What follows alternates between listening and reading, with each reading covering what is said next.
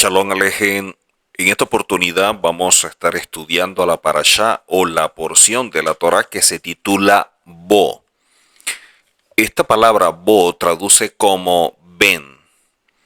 Y vamos a estar estudiando en Éxodo capítulo 10 verso 1 hasta el capítulo 13 verso 16. O por lo menos toda la porción de la Torá cubre desde el capítulo 10 verso 1 hasta el capítulo 13 verso 16. Así que vamos a estudiar todo lo relacionado con esta parashá y comenzamos en Éxodo 10:3. Éxodo 10:3. Porque aquí destaca algo que quisiera explicar en cuanto a santificarse a uno mismo en aquello que está permitido. Aquí dice que Moshe y Aarón fueron al faraón y le dijeron: así dijo el Eterno, Elohim de los hebreos, ¿hasta cuándo te negarás a subyugarte ante mí? Envía fuera a mi pueblo para que me sirva. Los rabinos formulan una pregunta en relación a esto porque dicen, o la pregunta es, ¿por qué Moshe Rabenu fue a preguntarle al faraón hasta cuándo se iba a negar a oír la palabra del Eterno? ¿Por qué fue castigado con 10 plagas si por omnisciencia, por conocimiento de antemano del Eterno, sabía que su corazón estaba endurecido por diferentes motivos? Ahora, se puede encontrar respuesta en Levamot 20a que dice: santifícate a ti mismo en aquello que te está permitido. ¿A qué se refiere con esto? A pesar de que en la vida cotidiana hay cosas que no están específicamente prohibidas, de todas maneras, las personas que son temerosas del Eterno tienden a alejarse de esas cosas. Tiende a tomar como cierta distancia, o no es importante, no es relevante, no es prioridad. Y cuando la persona temerosa del Eterno se aleja o se distancia de estas cosas, merece elevarse en santidad y temor al cielo. Esto es algo que pocas veces se tiene presente, e incluso con aquellas cosas que de forma explícita la Torá establece que son prohibidas, a veces se pasan por alto y la gente pudiera llegar a pecar o a transgredir. Entonces, si lo explícito y de allí el pecado y la transgresión, las personas incurren en esta falta, cuanto más poder llegar a un nivel de santificarse a sí mismo en aquello que se está permitido. Es importante destacar que lo que está permitido, la Torá establece que nosotros debemos disfrutarlo plenamente. ¿Ok? Nosotros debemos disfrutarlo, vivirlo, y eso no está mal. Pero hay cosas que pueden estar permitidas, pero lamentablemente, en vez de ayudar en procura de crecer en lo personal y de allí el desarrollo espiritual, pudieran más bien como que afectarnos. Y son las que debemos detectar y colocar como límites. No es lo mismo quien sirve al Eterno por temor que quien sirve al Eterno por amor. Y en relación a esto, hay enseñanzas que nos muestran la importancia de entender estos conceptos.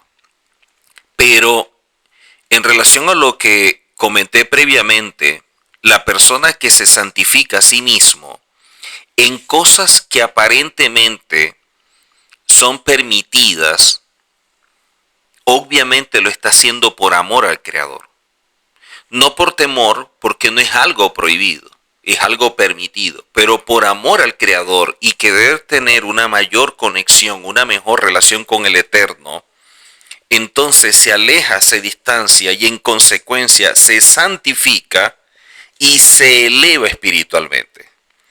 Es como si dejara de tener ese interés, esa forma de llamar la atención a cosas que no aportan nada en procura del crecimiento personal, que es lo que permite el desarrollo espiritual.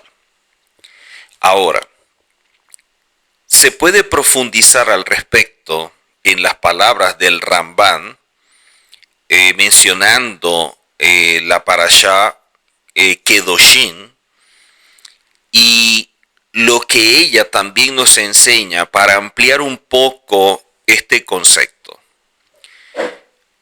Podemos decir que aquel que se controla en aspectos que están permitidos, mucho más se va a cuidar de lo que está prohibido.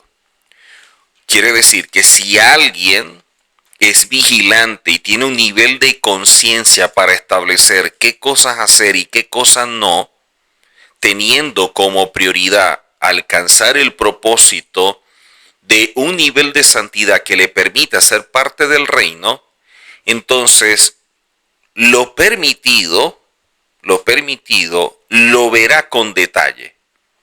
O sea, va a empezar a evaluar cuáles son las cosas permitidas que en verdad lo ayudan, que en verdad aportan a su vida, y las que no, a pesar de que no están prohibidas, no son relevantes y la va a colocar como un lado. Entonces, si esta persona puede ser tan vigilante, puede ser tan diligente y tener conciencia de que hay cosas permitidas, pero él considera, y eso es un asunto personal, si él considera que las va a colocar a un lado, con las cosas que están prohibidas, verdaderamente se va a cuidar mucho más. Porque si tiene la fuerza, la determinación de mantenerse firme y alejarse de lo permitido, va a tener mucha más fuerza para alejarse de lo prohibido.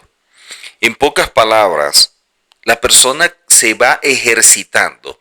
En la carta a los Hebreos nos hablan de que la madurez espiritual se alcanza cuando nosotros empezamos a ejercer o a ejercitar los sentidos. ¿Cómo ejercitamos los sentidos? Estableciendo parámetros, estableciendo cercos en cuanto a qué oír, qué no oír, qué hablar, qué no hablar, qué ver, qué no ver, qué comer o qué no comer. Y de esta manera, entonces la persona va a ser selectiva, va a tener como una visión más aguda y una percepción mucho más profunda de las cosas. Porque esta persona está alcanzando una fortaleza interna mayor que cualquier otra persona. Cuando alguien puede establecer parámetros y decir, a pesar de que esto está permitido, sin embargo, esto no me ayuda, esto no me aporta nada para mi vida, o incluso puede afectar la salud, pero no hay nada explícito que lo prohíba, yo simplemente lo voy a echar a un lado. Ahora, podemos expresarlo de esta forma y para ello vamos a utilizar un método de interpretación que es la gematría. Recordemos que las letras en hebreo tienen una posición en cuanto a número en Aleph Bet, pero sobre todo tiene un valor numérico. Y ese valor numérico nos da un mensaje. Entonces, cuando hablamos de que las personas son conscientes, son vigilantes y evalúan qué hacer o qué no hacer, ellos están colocando algo que se define como gader. Gader es como límites. O sea, yo me estoy colocando límites, yo trazo líneas en mi vida y yo solamente me permito hasta esto. Yo no paso esas mismas líneas que yo establecí porque mi determinación o mi firmeza de convicciones es la que me está mostrando o la que me está revelando que hay límites. Esta palabra gader posee 3 letras, que es la Gimel, la Dalet, la Resh. Cada una de estas letras tiene un valor, 200, 3 y 4. Si nosotros tomamos en consideración el valor numérico de cada letra y lo sumamos, nos da 207. Y uno dirá, ahora, este 207, ¿qué significa o qué representa? Nosotros tenemos por un lado luz y por otro lado tenemos oscuridad. La diferencia entre la oscuridad y la luz viene a ser el cerco que nosotros o el límite que nosotros colocamos para estar del lado de la luz. En gematría, la palabra luz es 207, el mismo valor numérico de la palabra gader, que traduce como límite o como cerco.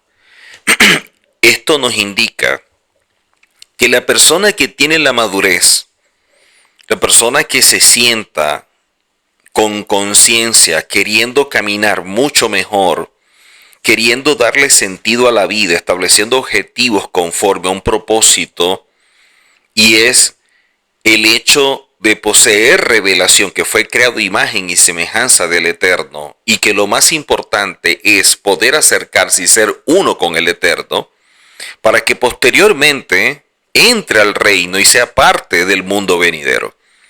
Si la persona quiere caminar en ese nivel de santidad, por conciencia y por desarrollo espiritual, la persona establece gader, establece límites. Y estos límites tienen el mismo valor numérico de la luz. O sea, la persona está estableciendo un límite para mantenerse del lado de la luz. Y si ese límite hace que se mantenga siempre del lado de la luz, jamás será una acción la oscuridad. O sea, estaría mucho más lejos de pecar y de transgredir. Por ende, quien se controla o coloca cercos a su vida, trae luz a su ser y camina en emet, camina en verdad. Porque esta persona está ejercitando los sentidos, está aprendiendo a controlarse en cosas que están permitidas. Y es lo relevante de esto, porque es lo permitido. Si ya de por sí las personas luchan contra lo prohibido, imagínense lo permitido. Por ende, son personas que han alcanzado un nivel de conciencia para estar despiertos y ver que este mundo es pasajero y que es simplemente un medio para alcanzar un fin, que es el mundo venidero. Ahora, vemos que debe colocar gader o límites. Y las personas pudieran preguntarse, ¿y qué tan fácil o qué tan difícil puede colocarse un límite o alguien desarrollar esa condición espiritual para establecer gader? O sea, ¿cómo logrará tener fuerzas para alejarse de aquello que está permitido, pero que la persona no ve como relevante para su vida? Entonces aquí entra otro elemento, y es el moré, que en hebreo es maestro. La palabra moré es una palabra importante en cuanto a lo que nos revela, porque la palabra moré que nos reserva enseñanzas dentro de la misma que debemos tomar en consideración, pero en esta oportunidad quiero solamente exponer lo siguiente. La raíz de esta palabra, que es mor, significa mirra y está relacionada a su vez con la raíz amir, que significa cambiar o mudar, pero también significa cúspide o cima. Esto nos muestra que para buscar Esa verdad que nos permite establecer límites o desarrollar ese gader para caminar siempre en luz, necesitamos a un maestro, a un moré, que nos ayude a desarrollar esa condición. Pero nosotros necesitamos como un olfato, y de allí la palabra mirra, que está relacionada con moré, para poder percibir ese maestro, ese guía que nos puede ayudar en esta tarea. O sea, necesitamos desarrollar un olfato para decir, esta persona es la que me puede ayudar, esta persona me puede guiar, esta persona es la que veo en condiciones para realizar esa labor en mi vida. Porque el moré o el maestro es un guía, es el que nos ayuda a cambiar para alcanzar esa cima, y de allí esta palabra que está relacionada con moré, que es amir, que traduce como cúspide, como cima.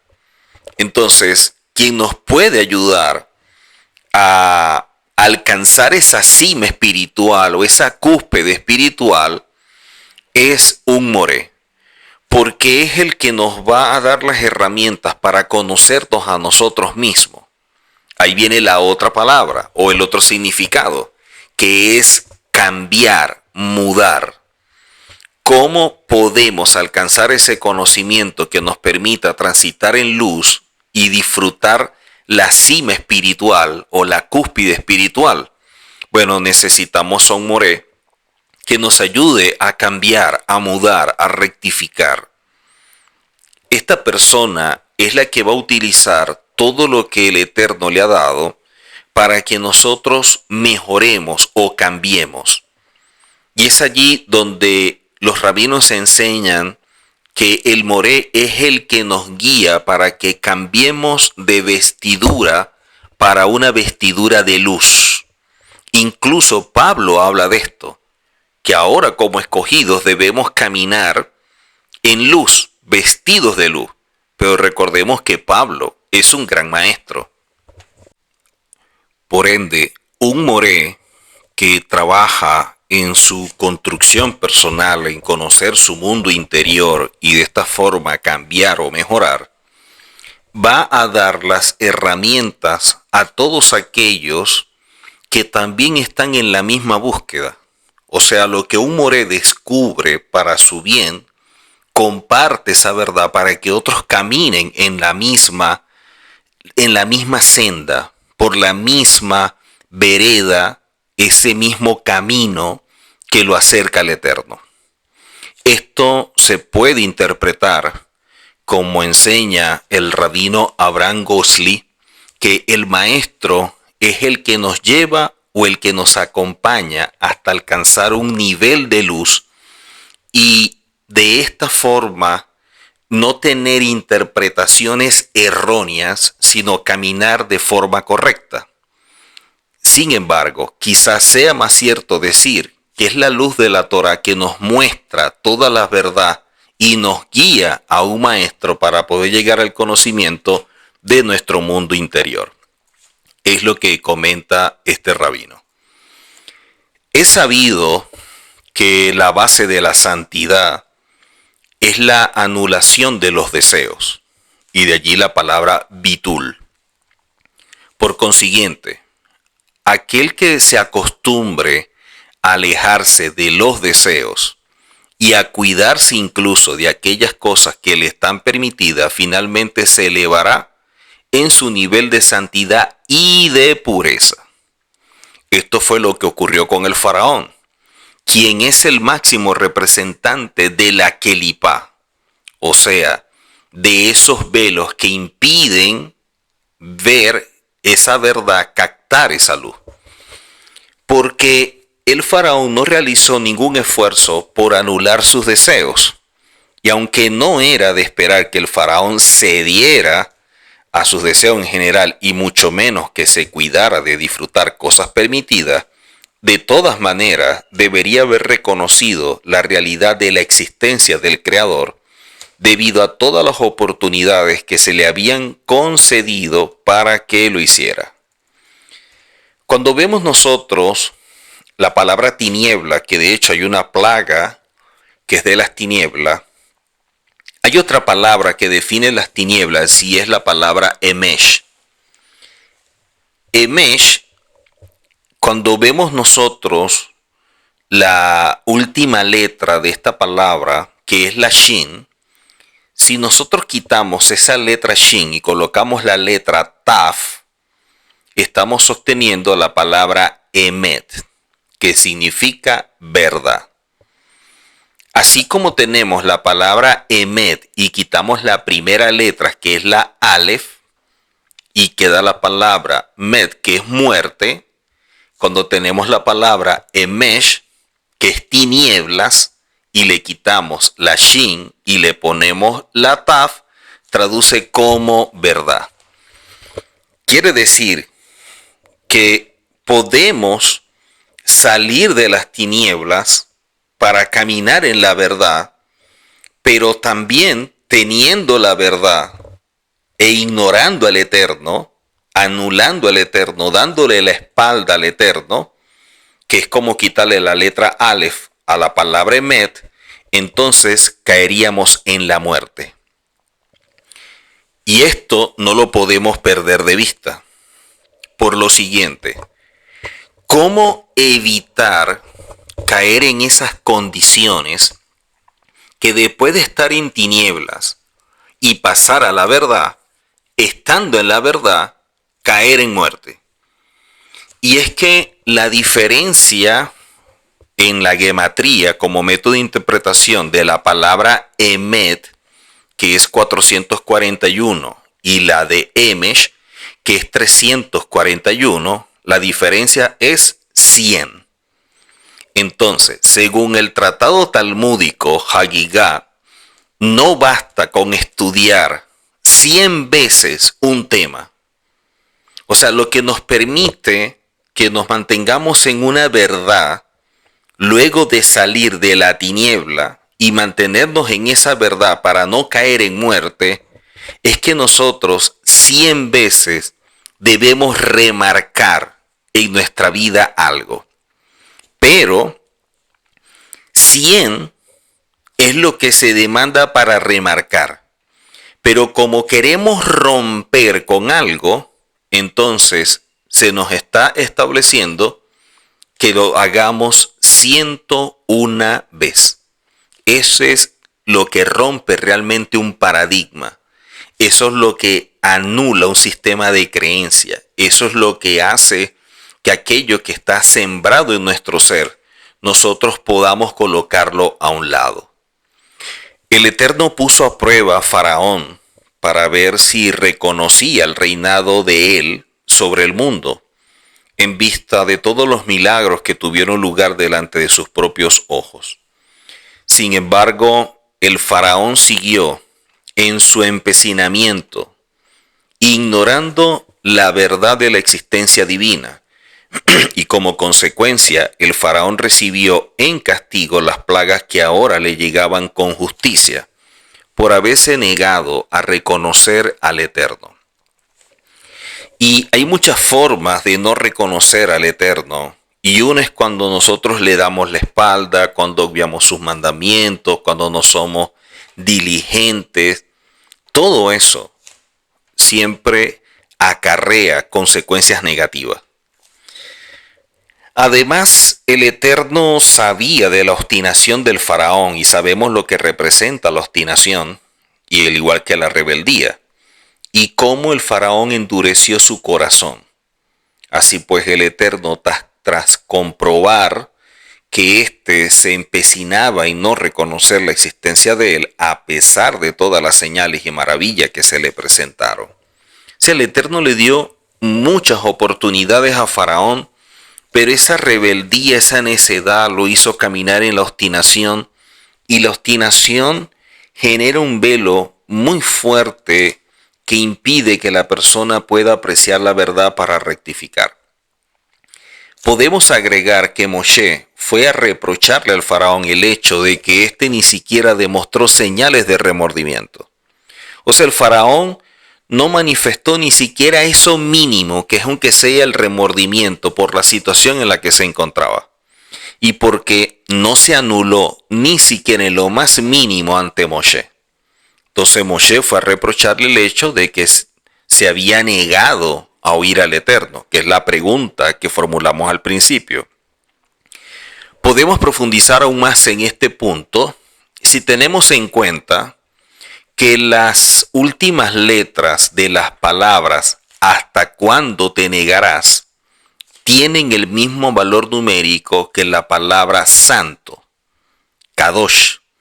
Y lo mismo ocurre con las últimas letras de la palabra "a subyugarte delante de mí". Esto nos enseña que el faraón tuvo la oportunidad de actuar por encima de su condición espiritual y actuar como alguien que se ha venido santificando. O sea, él iba a tener la oportunidad de actuar por encima de esa condición espiritual tan baja en la cual estaba, y era como si el Eterno le estuviera dándole la mano y que caminara de forma digna, y de esta manera elevarse por encima de sus propios deseos, y de esta forma haber reconocido la existencia del Eterno, para no permanecer en esa obstinación y en el orgullo de su corazón. El problema es que el faraón se creía un dios, y al creerse superior provocó ese amargo final. Porque al ver que la existencia del Eterno era un hecho veraz, debería haberse anulado a sí mismo y no mantenerse firme en su camino malvado negándolo. Respecto al faraón, si desde el cielo hubieran visto que él deseaba reconocer al Eterno y que aprovechaba las oportunidades que se les otorgaban para hacerlo, seguramente el Eterno hubiera tratado diferente al faraón. Pero como el faraón ignoró todas las oportunidades e incluso incrementó su maldad al ordenar que sacaran a Moshe de su presencia, por eso se le juzgó de esa forma con las 10 plagas. Ahora, no solamente vemos el caso de Faraón. Hay muchas personas que se le brindan oportunidades para que conozcan la verdad, para mejorar su vida, para reconocer que sus creencias, su religión, su estilo de vida no es el correcto, para que asuman un camino en la verdad, en la luz. Y si en algún momento estuvieron en él, que puedan hacer teshuvá. O sea, el Eterno le está enviando muchas señales, muchas situaciones, muchas pruebas, problemas, para ver si de esta manera despiertan como el hijo pródigo y dice, oye, voy a retornar a la casa y voy a pedir perdón. El problema es el orgullo. Y el orgullo hace que la persona se llene de esa rebeldía, de esa obstinación que los hace permanecer en una actitud como si estuvieran desafiando, retando al Eterno, de que así están bien y es como que yo se lo voy a demostrar. Imagínense la necedad de la persona. Vemos luego que en Éxodo capítulo 10, verso 8 en adelante, que dice: entonces Moshe y Aarón fueron llevados nuevamente ante la presencia del faraón. Y éste dijo, vayan, sirvan al Eterno su Elohim. ¿Quiénes son exactamente los que irán? Moshe dijo, con nuestros jóvenes y nuestros ancianos iremos, con nuestros hijos y nuestras hijas, con nuestro rebaño, con nuestras reses iremos, pues es una celebración del Eterno para nosotros. El Gaón Rabí Yesiyahu Pinto explica la discusión entre el faraón y Moshe en este verso. Cuando el faraón le preguntó quiénes son exactamente los que irán, estaba implicando que estaba de acuerdo con que se marcharan, pero que Moshe y Aarón deben llevarse solamente a aquellos que irán. Es decir, a los que por propia voluntad o por deseo deseaban o querían realmente ir a esta celebración o a lo que el Eterno le estaba demandando.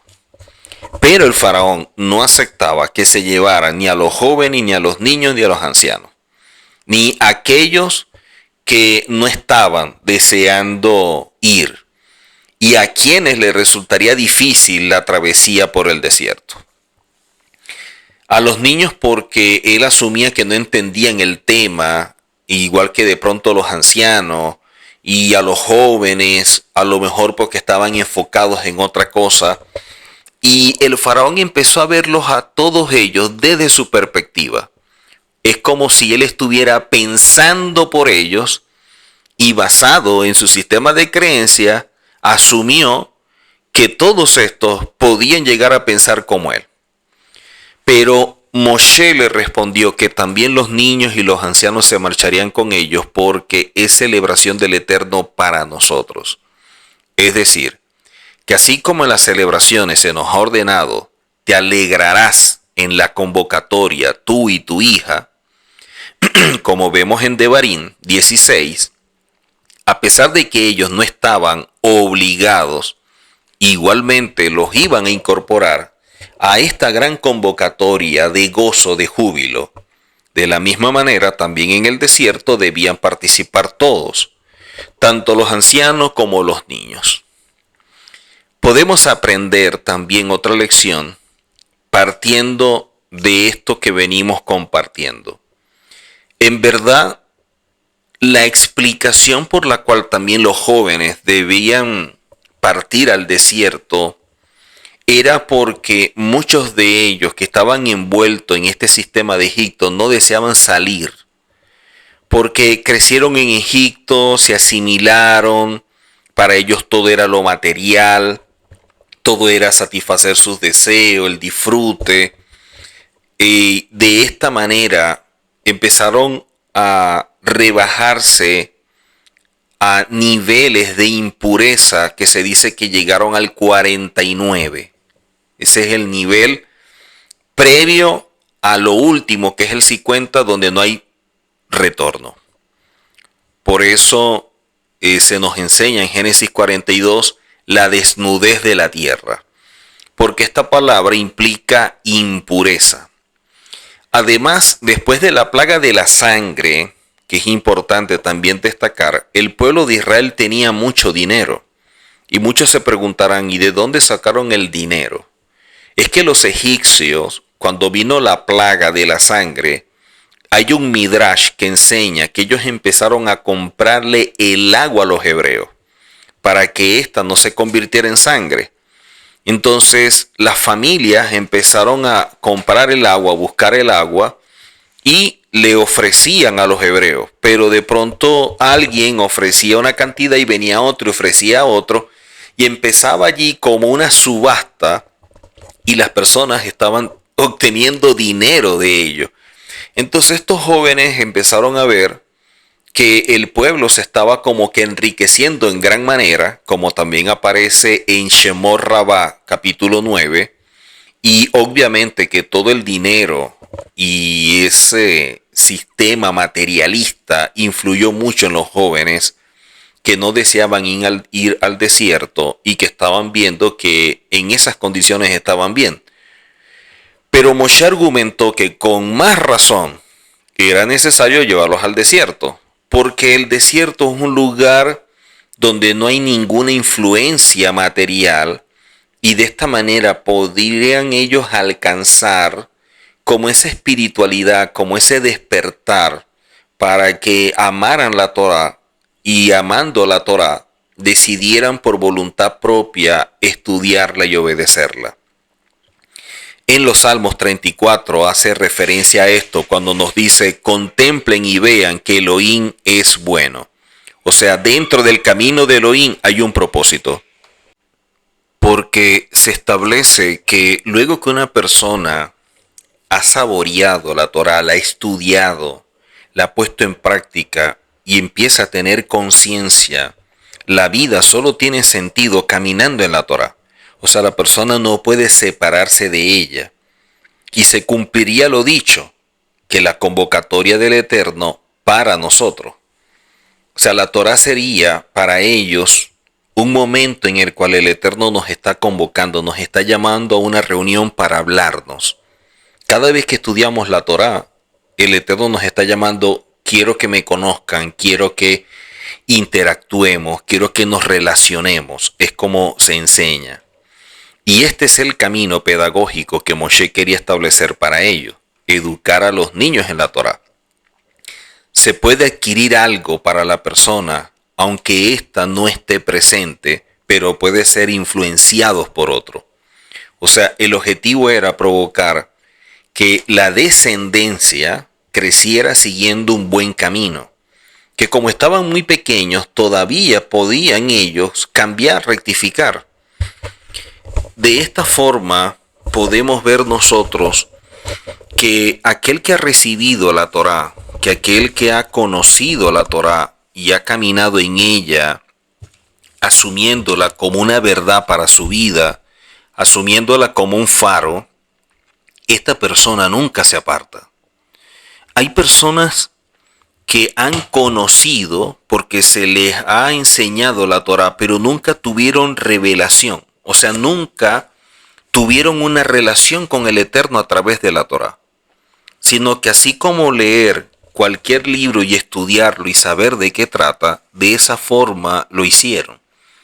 Pero aquel que tiene revelación de la Torá, aquel que la estudia, se hace parte de su vida y nunca se aparta de ella. A pesar de la falla, de los errores, de las caídas, siempre busca aferrarse a la Torá y seguir adelante y mejorar.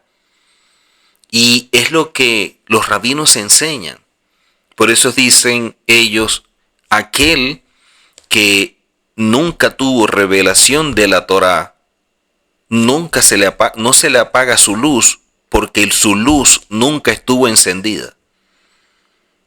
Cuando vemos nosotros anteriormente, decíamos cómo de las tinieblas se puede ir a la luz y con ello la verdad, pero luego perderse e ir a la muerte. Y es porque estas personas nunca tuvieron luz. El Rif, hablando en relación a lo sucedido con Faraón, dice que es necesario entender por qué el Faraón les dijo, miren que el mal los confronta. Cuando argumentaba que no debían llevar con ello a los niños, ¿qué clase de respuesta le dio ante lo propuesto de Moshe de que querían llevar incluso a los niños, que aunque de pronto por su propia voluntad no estaban interesados, ellos los iban a llevar a fin de que pudieran experimentar la Torá y la presencia del Eterno, y que estaba convencido que iban a terminar amándola? Pero el faraón estaba sugiriendo que tal vez estos jóvenes no iban a desear la Torá y no se iban a alegrar con ella, y de ser así sería una pena que los llevaran, porque el mal los confronta.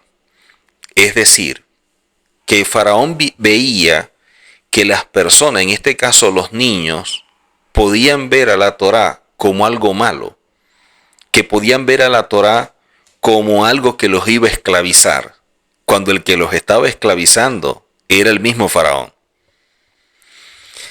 Es como la persona que te rompe las piernas, te las quiebra, te las fractura, después te da la muleta y quiere que tú lo veas con bondad porque actuó con amor dándote unas muletas, cuando las muletas son el resultado de que él te quebró las piernas. Así piensa Faraón, así piensa este tipo de persona.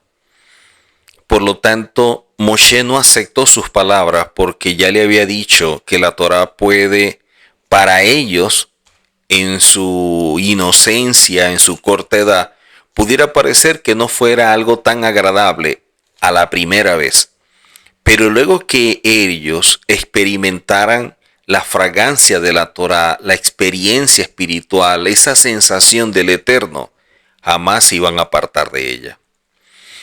El faraón dijo, no será así, que solo vayan ahora los varones, sirvan al Eterno, pues eso es lo que ustedes piden. Y los expulsó de su presencia. El faraón había enviado a llamar a Moisés y Aarón debido a lo que le habían dicho sus sirvientes. ¿Todavía no sabes que Egipto está perdida? Con esto lo presionaron para que dejara salir al pueblo de Israel y de esta manera salvar a Egipto. Hay líderes que por su necedad, por su arrogancia, por su orgullo, toman decisiones sin darse cuenta que están destruyendo una nación.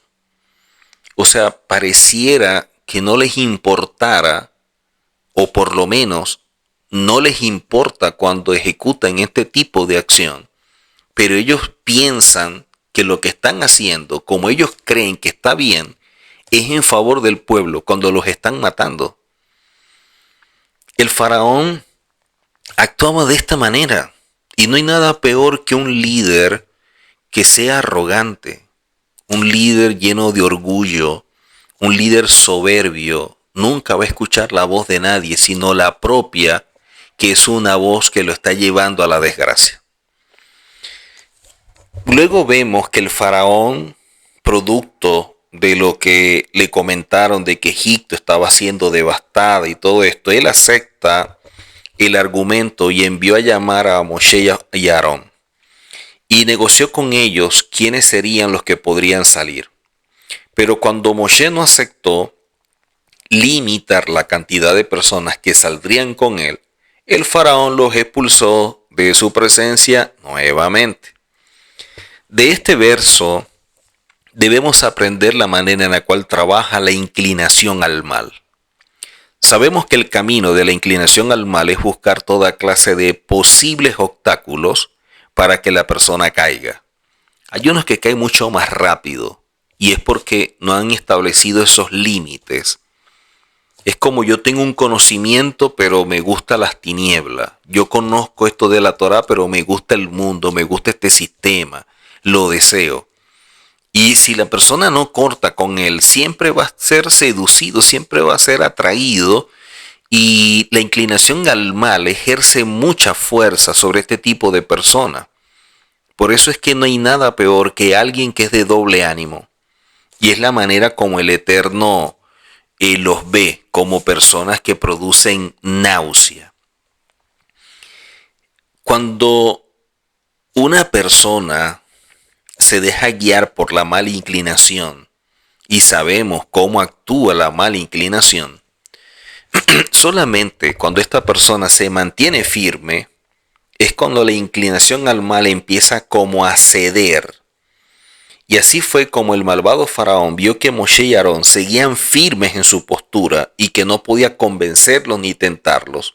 Entonces hizo que se fueran. Teniendo esto en cuenta, podemos explicar, como dice Rashi, un gran comentarista de la Torá, que este es un verso elíptico, es decir, que no menciona explícitamente quién fue el que los expulsó de la presencia del faraón. De acuerdo con lo que se ha expuesto, lo que los expulsó fue la inclinación al mal personificada en el mismo faraón, quien era muy orgulloso y no podía darse por vencido delante de Moshe. Porque el verso no nos está diciendo que el faraón expulsó a Moshe, sino que fueron expulsados. O sea que la inclinación al mal desaparece ante la persona que se mantiene firme en sus principios. Como el faraón era la personificación de esto y veía que no podía doblegar a Moshe, entonces como que se vayan. Por ello, no es necesario explicar mucho, comentan los rabinos, quién fue el que los expulsó, porque el principal mensaje del verso es que la inclinación al mal desaparece en una situación como esta. Cuando la persona se mantiene firme frente a lo que cree, cuando tiene convicción, cuando tiene determinación, cuando no negocia ni altera lo más mínimo sus principios, siempre va a prevalecer. También es posible que la persona se aleje ella misma de la inclinación al mal para no dejarse convencer de pecar o transgredir. ¿Cómo se aleja de la inclinación al mal? Con lo que dijimos al principio, estableciendo estos límites, estableciendo estos parámetros que lo hacen mantenerse del lado de la luz. Podemos decir que también Moshe se alejó de la presencia del faraón porque vio que éste mantenía una discusión que no iba a llevarlos a ninguna parte. Era una charla estéril y por eso se fue. para no permanecer ante la presencia del faraón. ¿Qué nos enseña? Que de igual manera nosotros debemos hacer. Nosotros debemos tener sabiduría y discernimiento al momento de hablar con otras personas de la Torá. Cuando son personas que son amigos o que vemos eventualmente o de trabajo o de estudio y ellos tienen una posición y sabemos que es una posición que defienden a capa y espada, así como Moshe, que se apartó y dejó a Faraón con sus puntos de vista y que si creen eso, que siga creyendo, de igual manera nosotros deberíamos hacerlo. Es evidente que con seres queridos, o sea, familiares, pareja, nuestros padres, nuestros hermanos, nuestros hijos, por amor, porque queremos que ellos sean parte del mundo venidero, queremos verlos en el reino, queremos para ellos lo mejor y sabemos que lo mejor está en la Torá.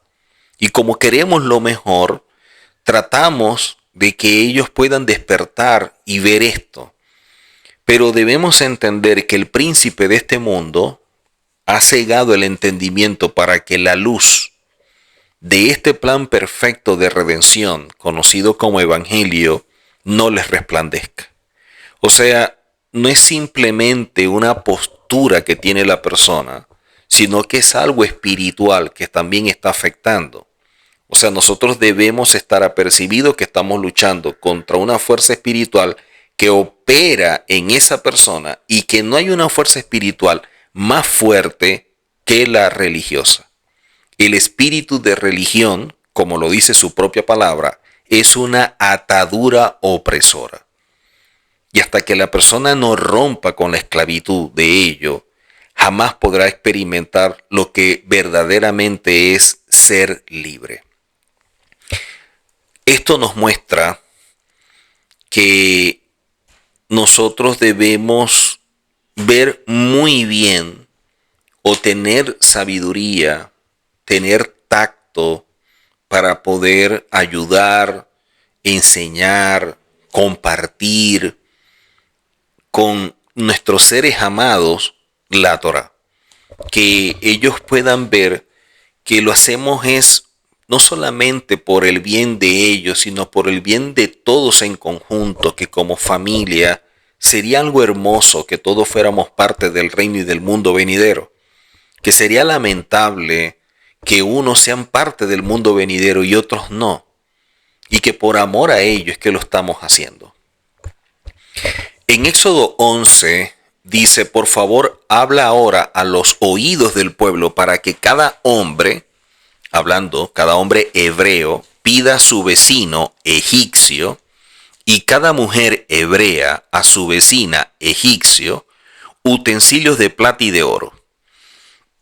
Y el Eterno había hecho que el pueblo hebreo hallase gracia a los ojos de los egipcios, y aún el mismo Moshe era apreciado y respetado por los siervos de Faraón y por el pueblo egipcio. La Torá nos muestra que el Eterno le dijo al pueblo de Israel que les pidieran a los egipcios utensilios de plata y de oro. Además, la Torá relata que el Eterno hizo que el pueblo de Israel hallara gracia ante los ojos de los egipcios, y en verdad estos los respetaban. Porque a pesar de que habían entrado a sus casas durante la plaga de la oscuridad y de que habían revisado todos sus tesoros, los hebreos no cayeron en la tentación de llevarse cosas de sus hogares, cosas que fueron valiosas, sino que ellos esperaron a que terminara la plaga y recién entonces fueron a pedirles para llevarse pertenencias de los egipcios con su consentimiento, como aparece en Shemor Rabá 14:13. Ahora, ¿por qué el Eterno no hizo que los egipcios desearan darle a los hebreos sus utensilios por propia voluntad, sin que el pueblo de Israel tuviera necesidad de ir a pedírselos? Esto en cierta medida puede considerarse una especie de humillación para el pueblo de Israel. Además, si ya fueron a pedirlos, ¿por qué pedirlos de esta forma y no como una indemnización por el duro trabajo al cual habían sido sometidos durante 210 años. Como es sabido, la esclavitud en Egipto era difícil de soportar y decenas de miles de judíos, incluso jóvenes, murieron a causa de las condiciones en las cuales se encontraban.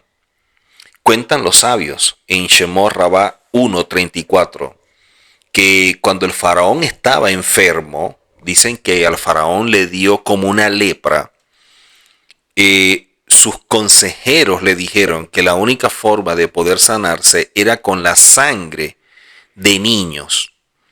Y él empezó a sacrificar niños y a bañarse con su sangre. Teniendo en cuenta esto y todo lo que habían experimentado, ¿cómo podemos nosotros pensar que la salida no era una opción? O sea, muchos cuando salieron pensaron que le estaban haciendo como que un favor a Moisés. Ahora, cuando nosotros empezamos a ver todo esto, vemos que el concepto de servidumbre se fue acentuando de manera progresiva. Porque durante su estadía en Egipto, el pueblo de Israel le temía a los egipcios, tal como un esclavo le teme a su amo. E incluso después de que el Eterno les dio un duro golpe a los egipcios con las plagas, aún así se sentían esclavos y no tenían la fuerza necesaria para ir a exigirle que les pagaran o que le dieran algo por indemnización o por los daños que sufrieron, etc. Pero no olvidemos la promesa divina y que debía cumplirse en su totalidad y no solamente en forma parcial. Es decir, cuando nosotros leemos en Génesis que se habla de que van a ser esclavos y martirizados, pero después saldrán librados con grandes riquezas, de esa manera tenía que darse. Sobre esto dice Rashi, hace Rashi un comentario diciendo que para que no diga que el Sadik, Abraham, que fue el que le revelaron todo esto, los esclavizaron y los martirizaron. Eso el Eterno lo cumplió, pero no cumplió todo. Cuando él dijo que saldrían con grandes riquezas, ellos no salieron con ella. Entonces Rashi dice que el Eterno debía cumplir todo lo que le dijo a Abraham y que esto es lo que establece el motivo por el cual él pidió que le dijeran a los hebreos que fueran a solicitar de los egipcios todos estos utensilios y cosas de oro. Los sabios agregan en Shemot Rabá 24:2 que tan solo después de lo ocurrido en el Mar Rojo, al ver a los egipcios ahogándose en sus caballos, fue que el pueblo de Israel se desconectó emocionalmente de la esclavitud y estuvo en condiciones de comportarse como una nación de hombres libres. Quiere decir que cuando ellos vieron a los egipcios ahogándose y se vieron del otro lado, ya como libres, fue cuando pudieron experimentar la sensación de la libertad. Pero todavía hay una pregunta respecto ¿por qué el Eterno no provocó que los egipcios entregaran todo por propia voluntad? Y tal vez la respuesta que plantean algunos es que si el pueblo de Israel hubiera recibido los utensilios sin ningún esfuerzo, podrían haber caído en lo que dice la Torá en Devarim 32, cuando dice Israel engordó y se rebeló. Y tal vez habrían pensado, como dice también en Devarim, mi poder y mi fuerza son los que me proporcionaron toda esta riqueza. Quiere decir que el Eterno siempre está estableciendo pautas para que tengamos presente de que todo lo que tenemos en la vida es porque viene de su mano abierta, santa y generosa. Por eso el Eterno les ordenó que fueran ellos mismos quienes pidieran a los egipcios los utensilios. para que sintieran claramente que todo les llegaba por voluntad divina y que no tenían por qué sentirse orgullosos, ya que todo lo recibieron de parte de ellos gracias a que el Eterno los envió y que no fue porque ellos lo ganaron o por su fuerza o por la gracia que ellos tenían delante de ellos. No, nada de eso. Dicen los sabios que cuando los hebreos revisaron las casas de los egipcios durante la plaga de la oscuridad, dice que ellos vieron que éstas estaban repletas de objetos de idolatría y comprendieron que quienes los estaban esclavizando estaban al mismo tiempo esclavizados por objetos sin valor. O sea, los hebreos estaban viendo que los egipcios también eran esclavos, pero de sus propios ídolos, que no eran hombres libres. Con esto el Eterno quiso demostrarles que el único hombre libre es aquel que se dedica a caminar conforme a la Torá. Y eso lo enseñan todos los rabinos. Por eso les ordenó que pidieran estos utensilios a los egipcios para que cuando los vieran correr detrás de sus pertenencias, entendieran que estaban adorando o idolatrando cosas que no tenían sentido, cosas que nunca los cuidaron. El Eterno le recordó al pueblo de Israel que a pesar de que ellos sentían en ese momento una libertad absoluta respecto a la esclavitud egipcia, de todas maneras, debían saber que mientras no recibieran el yugo de la Torá y de los mandamientos, todavía se encontraban esclavizados por su propio instinto, por la mala inclinación y por la vanidad de su mente. Solamente después de que el pueblo se encontrara en el monte Sinaí y dijeran todos como una sola persona, Naaseh benishma, primero haremos y luego entenderemos, recién entonces tendrían el mérito de experimentar lo que verdaderamente significa ser libres. Y estas son las palabras de nuestros sabios también en el Pirkei Avot.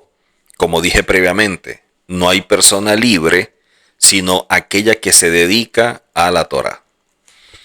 Rashi comenta en relación a esto y dice que la expresión por favor, que es la palabra na, implica una solicitud o ruego. En este contexto alude a que el Eterno le dijo, te pido por favor que exhortes a los israelitas con respecto al hecho de pedir utensilio a los egipcios, para que aquel sádic Abraham no diga que el decreto divino que estipulaba van a esclavizarse y los van a martirizar, Elohim hizo que esto se cumpliera, pero lo que dijo después de salir con grandes riquezas no se cumplió. Sobre estas palabras de nuestros sabios que menciona Rashi, entonces él formula 3 preguntas. La primera es que si Elohim le prometió al pueblo de Israel tesoros de plata y oro, y esta promesa significaba que hallarían gracia ante los ojos de los egipcios, entonces, ¿por qué el Eterno tenía que ordenárselo en forma de pedido? ¿Acaso una persona que autoriza a su amigo a que entre a sus tesoros y tome lo que desee necesita pedirle y suplicarle que efectivamente lo haga? Además, ¿por qué precisamente respecto a esta promesa de enriquecerse era necesario pedirle al pueblo de Israel de una forma amigable? La segunda pregunta es, ¿por qué el Eterno no hizo que los egipcios desearan por propia voluntad entregarle a los hebreos el oro y la plata? De esa manera habría sido más honroso para el pueblo de Israel, porque es más correcto darle al pobre antes de que éste tenga que pedir. Y la tercera pregunta a la cual se refieren muchos sabios es, ¿por qué Elohim temió que Abraham cuestionara sus caminos y pensara que él no cumplió su promesa de que saldrían con grandes riquezas? Sabemos que Abraham es uno de aquellos que confiaron en el Eterno en todas las circunstancias. No en vano se le llama el padre de la fe. Entonces, ¿cómo puede llegar a sospecharse que tuviera poca fe y confianza en este punto? Ahora, la respuesta a estas preguntas es que debemos entender primeramente que el pueblo de Israel estaba dividido en 2 grupos. Y es lo que se pregunta al principio y con esto se le da respuesta. como habían dos grupos, un grupo eran de gente justa, de sadiquín, para quienes no era necesario grandes sumas de dinero, e incluso eso constituía para ellos una molestia. Es sabido que muchos sadiquín, muchos justos, no querían poseer dinero para no tener que dedicarse a tanto trabajo y a causa de eso verse obligado a descuidar horas de estudio, porque entendían que el estudio era la verdadera vida y que solo querían trabajar para cubrir las necesidades propias de su hogar. Los sabios dicen que varios miembros del Sanedrín se alejaron de Mordejai debido a que se alejaron del estudio, a pesar de que se debía a razones de fuerzas mayor porque debían ocuparse de las necesidades del pueblo de Israel. No era la forma. Y es lo que ellos comentan y del cual se debe cuidar muchísimo aquel que es hijo del Eterno. ¿En qué tiene puesta la mirada? El otro grupo estaba formado por personas que deseaban el dinero, diferente a los justos. Para ellos era una gran alegría recibir en sus manos los tesoros de los egipcios. A ello el Eterno no necesitaba pedirles ni suplicarles que por favor fueran a buscar el oro y la plata. El pedido y la súplica estaban dirigidos a los justos para que ellos aceptaran recoger esto y así Abraham no viera que la promesa no se había cumplido, o por lo menos no totalmente. De ser así, entonces es como dudar de aquello que el Eterno estableció cuando dijo, van a ser esclavizados, van a ser martirizados, pero saldrán con grandes riquezas. Ahora, Abraham no sabía que los justos no anhelaban esos tesoros para no tener que dejar de lado el estudio y simplemente los vería salir sin nada. Por esta razón fue que el Eterno les suplicó que tomaran esos bienes y los utilizaran de manera apropiada. O sea, lo que el Eterno colocó como riqueza en sus manos era para cumplir misbot. O sea, muchas personas ven que tienen dinero y que tienen todo esto y lo ven como un regalo.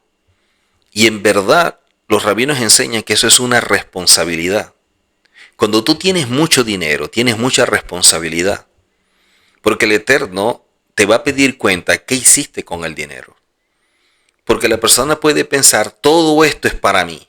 No, eso no es todo para ti. Yo te di mucho porque eso fue lo que yo te di como don.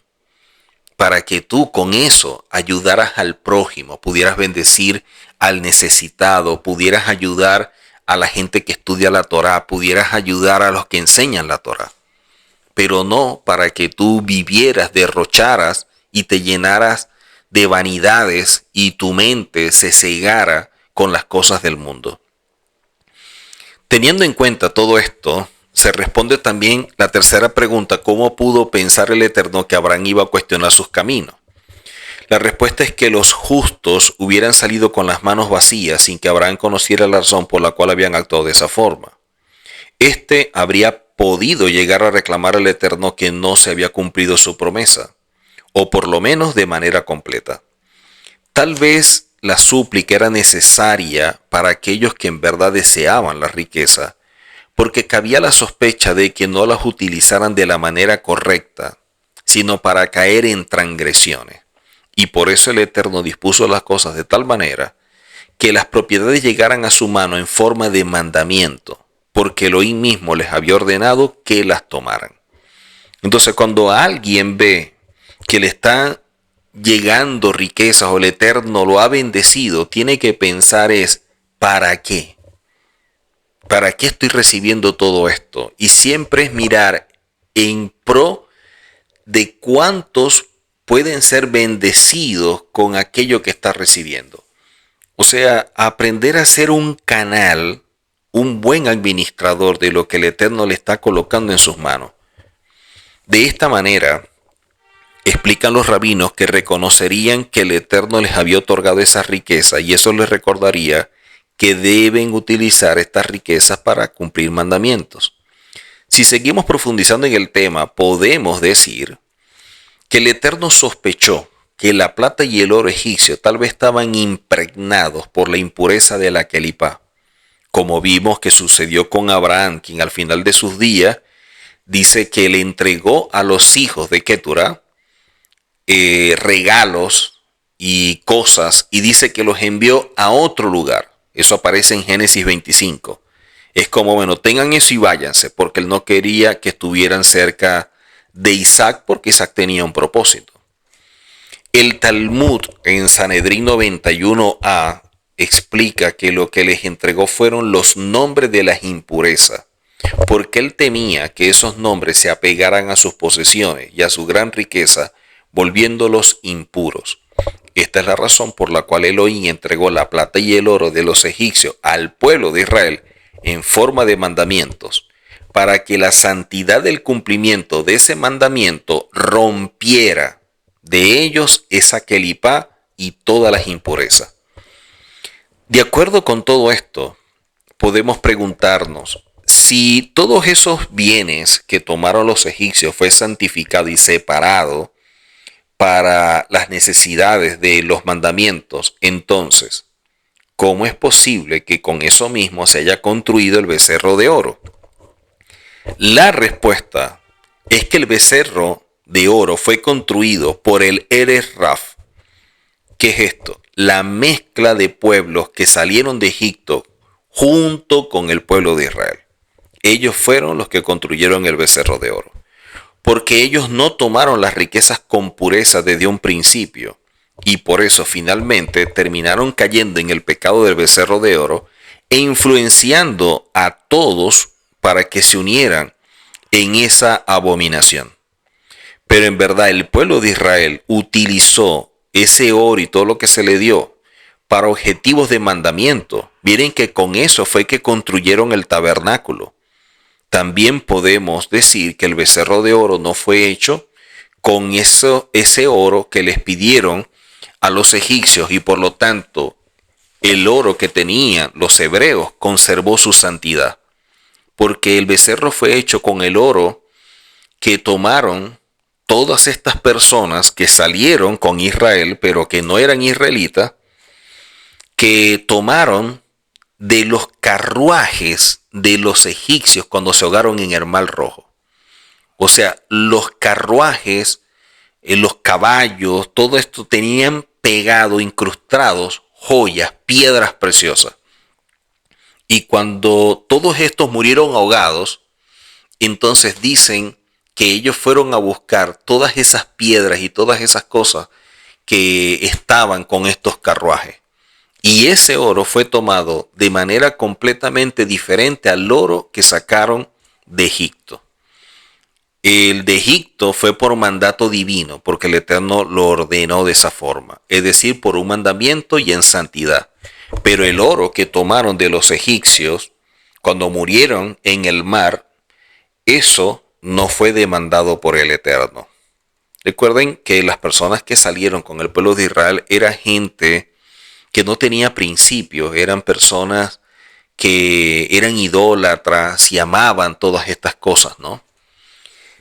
Por lo tanto, como vemos nosotros en el suceso donde el pueblo de Israel cantó como agradecimiento por la apertura del Mar Rojo, la Torá dice que Moshe hizo que Israel viajase del Mar de Junco, que es el Mar Rojo, como aparece en Shemot 15. Rashi dice sobre este verso que esta frase implica que los hizo viajar en contra de su voluntad, pues los egipcios habían adornado a sus caballos con ornamentos de oro, plata y piedras preciosas, y estas personas estaban ocupados buscando todo esto. Por lo tanto, no querían seguir avanzando, no querían seguir caminando hasta Sinaí, sino que querían quedarse allí para extraer todo ese oro, todas esas joyas que estaban allí. Y el botín que se recogió allí junto al mar fue mucho más grande que el que sacó el pueblo de Israel de Egipto. Como está escrito, collares de oro te haremos con tachones de plata. Por esta razón fueron obligados a seguir el viaje a pesar de que ellos no querían, por estar apegados a la búsqueda de todas estas joyas. Dicen que esto constituyó una acusación celestial contra el mismo pueblo de Israel, ya que tuvo lugar a continuación de todos los grandes milagros y maravillas que sucedieron esos días. Y aún así, ellos aceptaron estar con todas estas personas que amaban el oro y la plata y que se vieron obligados a seguir porque Moshe los hizo marchar. Después de las grandes revelaciones, después que la presencia divina se revelara entre ellos y dijeran, este es mi Elohim y lo voy a embellecer, como aparece en Éxodo 15, como dijeron los sabios, incluso una sirvienta, imagínense, una sirvienta que estuvo en el momento que el mar se partió en dos, tuvo una visión profética más grande que la que tuvo el mismo profeta Ezequiel. O sea, el pueblo de Israel debía comportarse de manera muy distinta a los demás pueblos que salieron con ellos. O sea, ellos tuvieron que haberse entusiasmado es por la libertad y no alegrarse al ver que estaban destruidos y cómo esta gente los estaba saqueando y quitándole todo. No era la forma. Quizás esta sea la razón por la cual el Eterno les dio la posibilidad de que tomaran ellos el oro y la plata al salir de Egipto para que ellos no se vieran interesados en ese oro cuando cruzaran el mar y los egipcios fueran ahogados y de esta manera se sintieran tentados de querer ir con las personas de diferentes naciones a sacar las joyas y las piedras preciosas de estos carruajes. Entonces muchos dicen que por eso también el Eterno hizo que ellos salieran ya con oro. Los demás no. Los demás simplemente salieron huyendo porque Egipto quedó devastado. Ahora, cuando vemos todo esto que nos indica la parashá y nos habla de esa fuerza, de la impureza, ese apego a las riquezas que recogieron, nos enseñan que el dinero, las riquezas, tienen la cualidad de volver a una persona impura cuando la kelipá se apega a él. O sea, cuando una persona ama la riqueza, cuando una persona está trabajando es por el dinero, porque quiere tener más y más, y todo lo que piensa es lo material, una visión hedonista, esta persona se llena de muchas impurezas. Y esto provoca que la persona que obtiene esta riqueza cometa muchas transgresiones, como resultó en el caso del becerro de oro. Por eso es que el rey Salomón dijo que el que ama el dinero nunca se va a saciar del dinero. Y eso es verdad. La persona que tiene dinero siempre quiere más, siempre anhela más, nunca está conforme.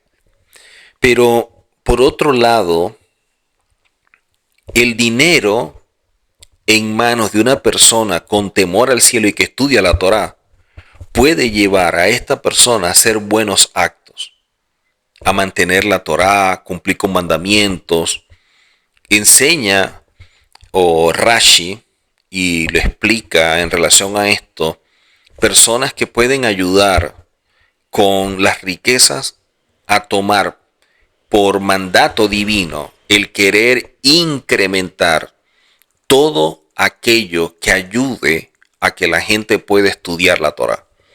O sea, yo tengo riquezas y yo voy a ayudar a que aquellos que enseñan la Torá puedan enseñarla mucho más, puedan llegar más lejos, puedan tener más personas que estudien con ellos, darle todas las facilidades para que se extienda la Torá y de esta manera poder mostrar la luz a tantas personas.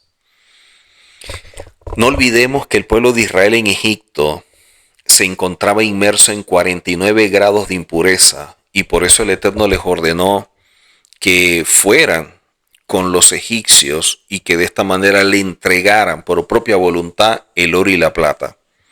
Porque era posible que los egipcios escondieran en sus riquezas kelipá e impurezas que podrían hacer peligrar la redención del pueblo de Israel.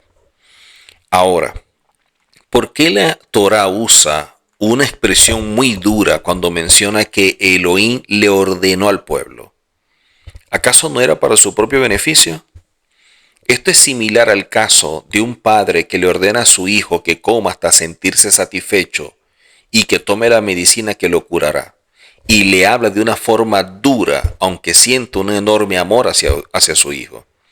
Es como el niño no come, ¿no? Y el padre empieza, pero tiene que comer, y se lo dice con fuerza, con determinación, para que el hijo lo haga. ¿Por qué? Porque lo ama y por su bien tiene que hacerlo de esa forma, porque el hijo de pronto no entiende. De la misma manera, el Eterno lo ordenó al pueblo de Israel con una expresión dura, pero que provenía de ese amor, de esa bondad, de esa gracia del Eterno, para que no fuera a ocurrir que tomaran posesiones de los egipcios, no como un mandamiento. Y eso sí era peligroso, porque cuando la kelipá se hace parte de esta riqueza, la persona puede llegar a perder la razón. No ve el sentido de la vida y se establece objetivos que todo gira alrededor del dinero. Todo es dinero, todo es dinero, dinero, dinero. Y esto está mostrando el nivel de impureza de la persona. De esto podemos aprender mucho porque la persona que deposita todos los deseos de su corazón en el dinero y siente amor y ansias por la riqueza, por una posesión, yo quiero tener esta camioneta, yo quiero tener esta casa, yo quiero tener esto, no sabe que todo eso es para su propio mal.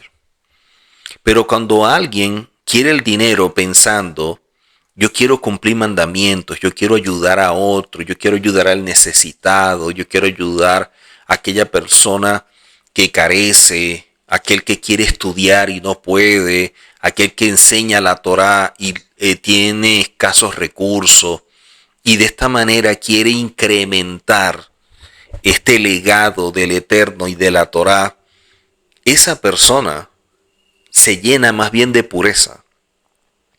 Y esta es una de las razones entre aquellas que también el Eterno estableció en cuanto al diezmo que se le da a las personas que están sirviendo, porque de esta manera las posibilidades que aquellos que han sido llamados para el servicio sean las diferentes áreas, y en este caso está hablando es en relación a los que enseñan la Torá, para que de esta manera guíen a otros a la luz y puedan mantenerse en el camino de santidad. Ayudar a estas personas es un gran mandamiento, porque la persona está colaborando en pro de la redención, mientras que uno está aportando lo que el Eterno le ha revelado, el otro está aportando el dinero, los recursos que el Eterno le ha dado, para que ese pueda seguir revelando, pueda seguir enseñando, pueda seguir mostrando la verdad. Y de esta forma haya pureza, haya luz en todos aquellos que nos rodean. Y de esta manera caminar agradando al Eterno en todo. Pero el que se dedica a juntar dinero para su propio placer, cuentan los rabinos que pierde las oportunidades preciosas que se le presentan a diario para usarlo con objetivos que trascienden en lo espiritual. Y cuando llegan a ignorar estas posibilidades o incluso las evitan, entonces el dinero que tiene es para su propio mal. Por lo tanto, ¿cuántas cosas nosotros no aprendemos de esta parashá? Y lo importante que es el hecho de tener esa madurez, de tener esa percepción, ¿no? Al ver las cosas con el objetivo de procurar siempre un camino que agrade al Eterno en todo.